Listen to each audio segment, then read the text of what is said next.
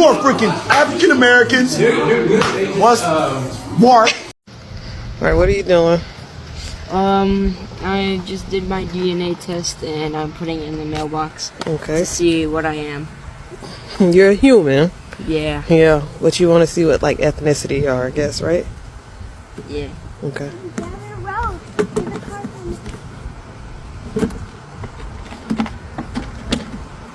What are you hoping for? African American? You want to be African American? I love that for you.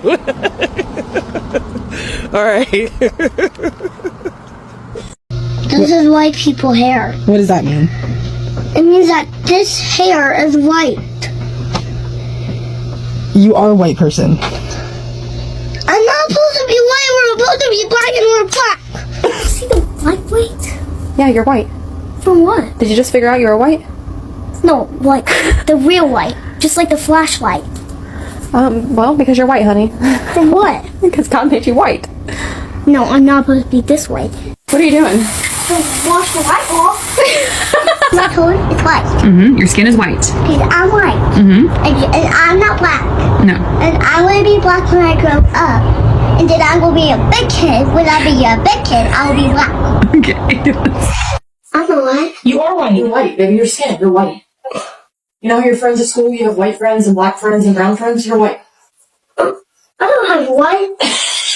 You are not black. You are, I'm black. no, you are Caucasian. I'm black. No, you're not. I'm black. David, Stop. You're say, Caucasian. I'm black. David, say Caucasian. No, I'm black. I saw that you were raised by a black woman. Is that correct? Most of my homes and group homes were black. Like, I can't say, like, I know I'm white. At the end of the day, I'm white. You see my color? All that. But white people didn't like me. It was really weird. Like, most of the homes that accepted me was black. And I never understood why. I was just like, okay, cool. I never really cared. As long as I was somewhere where there's love. Love has no color. So that woman took me in, and I literally owe her my whole world. Like, I'm going to give her everything. Like, she took me in when nobody else did. You know, so. I'm a white child, and I have a black mama. I love her very much. They're like, why are you different colors from your mom? Are both legally the children of Francis Martin. Congratulations. You want to be adopted by Miss Martin today? Some of the people that we were with were not nice. They hurt us in ways that we shouldn't touched and hurt. It was really hard. After their last return, they had been traumatized so much. I was like, that's it. That's it. They're going to be mine now. You want me to help you?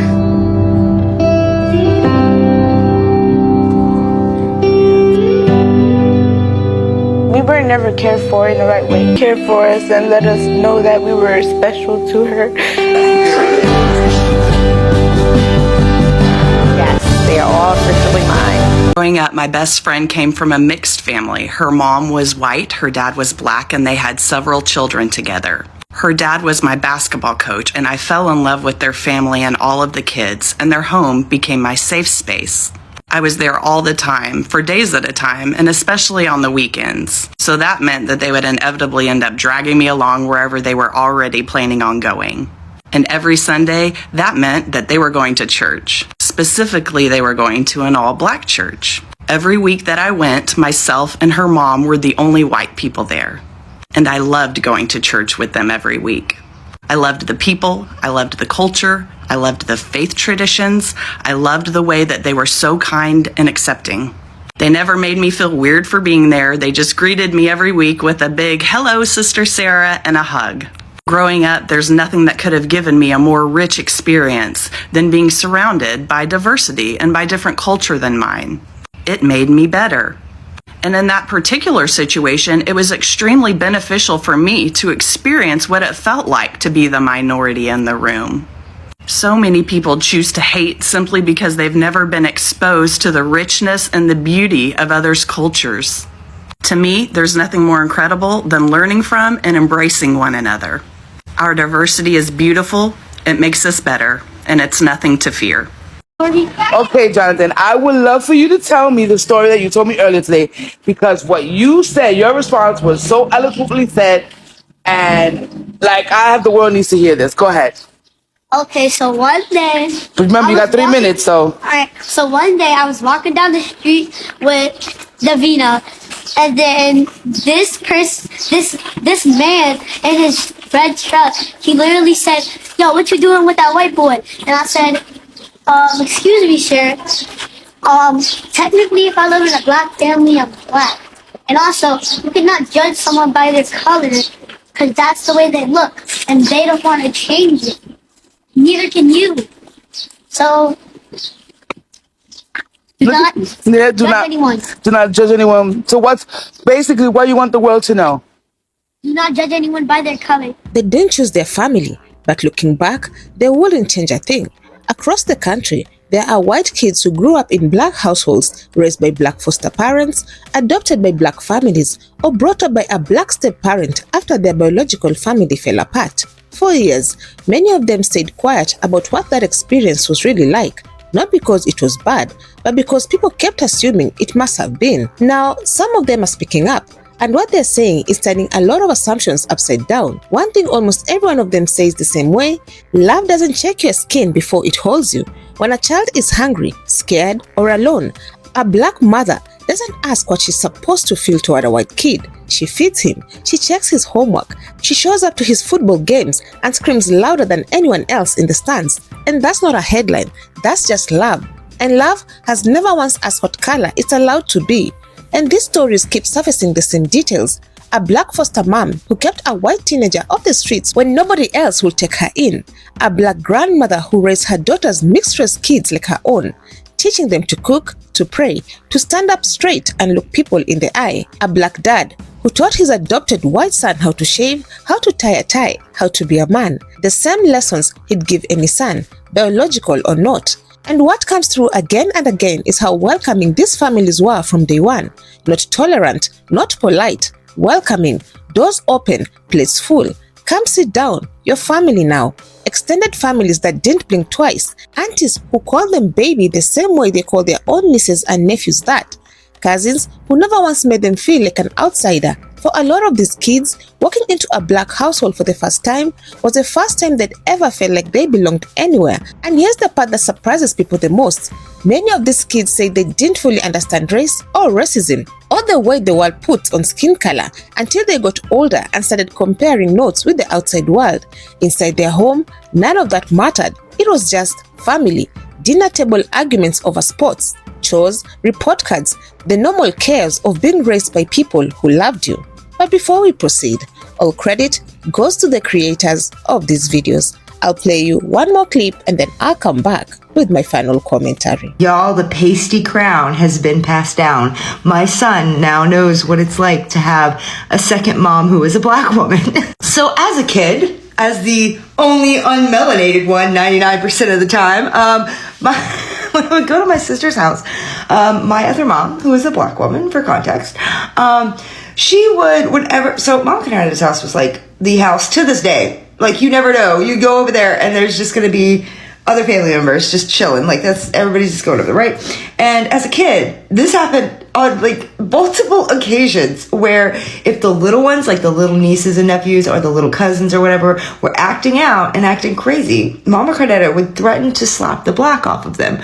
But if I was over there, she would then point to me and be like, that's what happened to Ribbon. I mean, she called me my government name, but like, that's what happened to Ribbon. That's why Ribbon's white, is because I slapped the black off of him.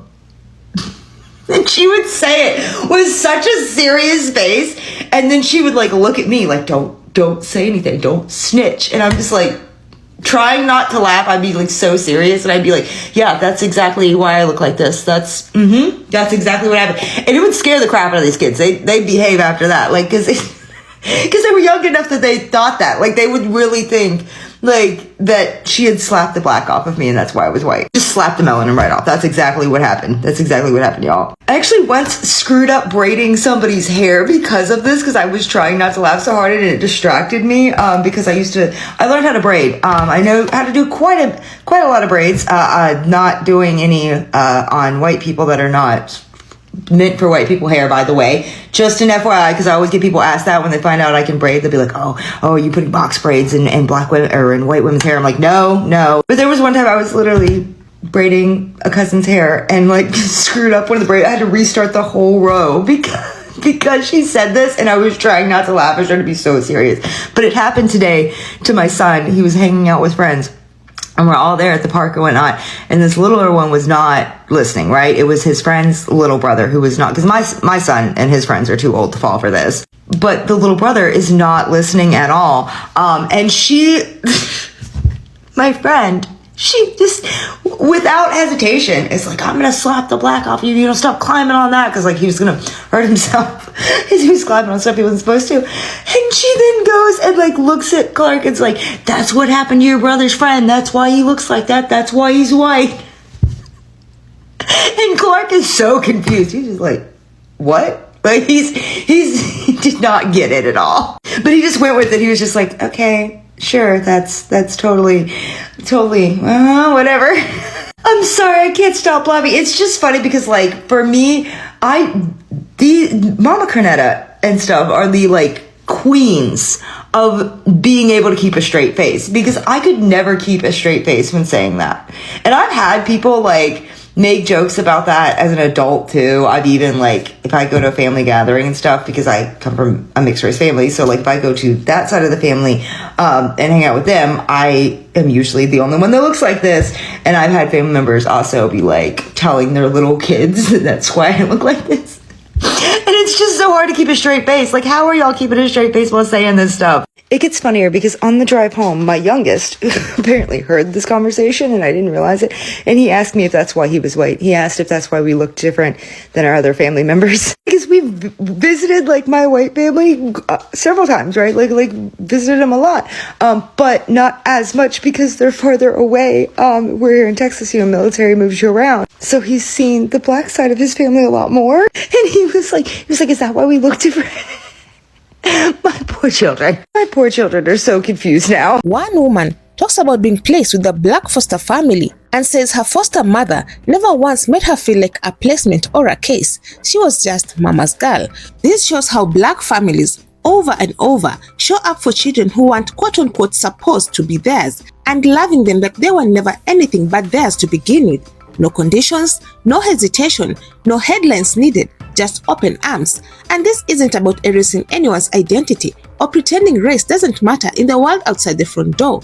These kids know it does. What they're saying is something different, that inside these homes, they experience something the outside world rarely tells the story about. A level of welcome, warmth, and unconditional love that cross every line people expect it to stop at. So the next time someone tries to tell you that love has boundaries, that family only looks one way, or that kindness runs along racial lines, remember these stories. Remember the black moms who fed kids that weren't quote-unquote theirs, the black dads who taught life lessons to sons who didn't share their blood, the grandmothers, the aunties, the cousins who made room at the table without being asked twice. Because in the end, these kids didn't just get a home, they got proof, living proof, that love has no color. And black families have been proving that quietly for generations. Hello, so as a white kid that grew up in black foster homes, I always heard this one sentence, and you've probably heard it too, but also in just society alone, that some people, just some, say that black people are too loud. And I just have one question, just one. Would you hear them if they're a regular volume? So what do you all think? Did any of these stories move you? Let me know your thoughts down in the comment section. I would love to keep this discussion going. Otherwise, that's it from me. I also have another video specifically tailored for you. And if you enjoy such kind of content, please click up here and enjoy. Also, consider subscribing, liking and sharing because it helps me grow my channel and helps YouTube recommend this video to a wider audience. But for now, thank you so much for watching. And until the next time, the Joy Report out.